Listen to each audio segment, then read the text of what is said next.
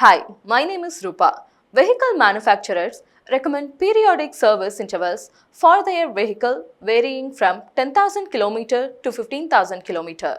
During every service, the technician carries out various tests to identify the engine's performance. The opinion of the car owner or driver relating to the engine performance, like pickup and mileage, also considered by the technician. The technician does various tests like power balance test, compression test, etc. Based on the test results, the technician decides whether the engine repair work is necessary or not.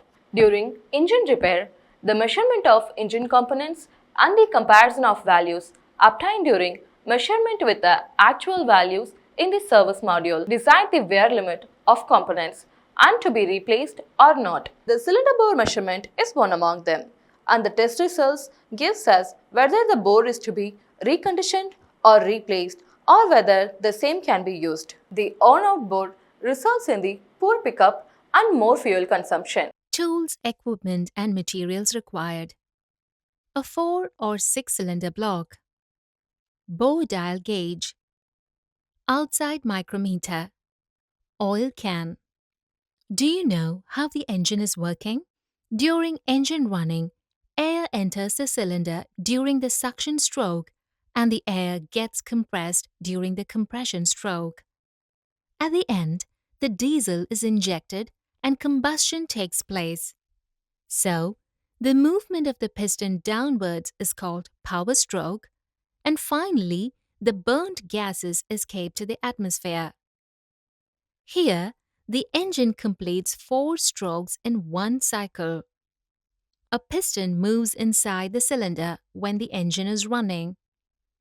The diameter of the piston is slightly less than the diameter of the cylinder and has no direct surface contact between them. But the piston rings have contact with the cylinder and a layer of lubricating oil maintained between the cylinder and the piston rings. The new engine cylinder is concentric. Now, let us see how the wear forms when the engine is running.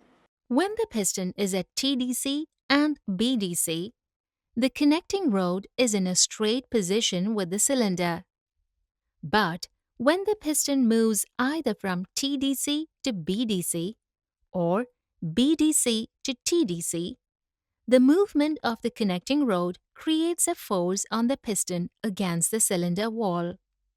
During suction stroke, the piston moves from TDC to BDC and only vacuum creates inside the cylinder, which does not any impact on the piston.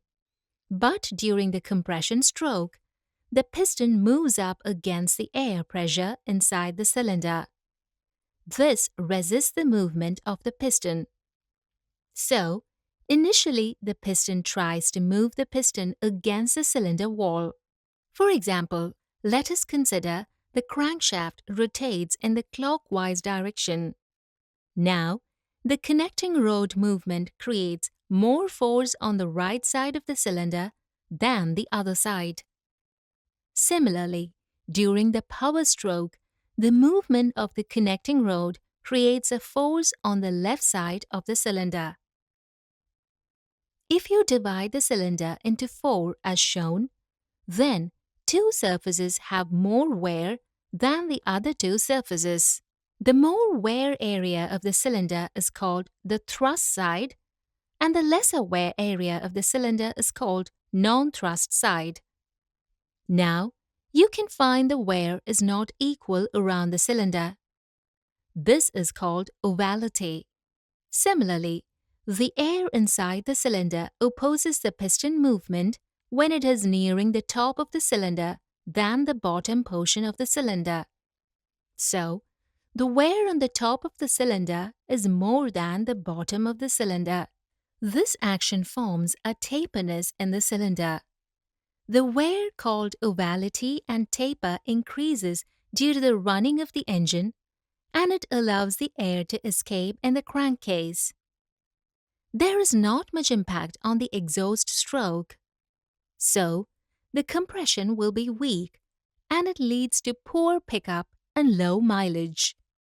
To identify the defect, We have to measure the cylinder, and finally, the technician concludes whether the cylinder needs to be replaced or not. Hope you have clarity on this. Practice this exercise with the help of your instructor.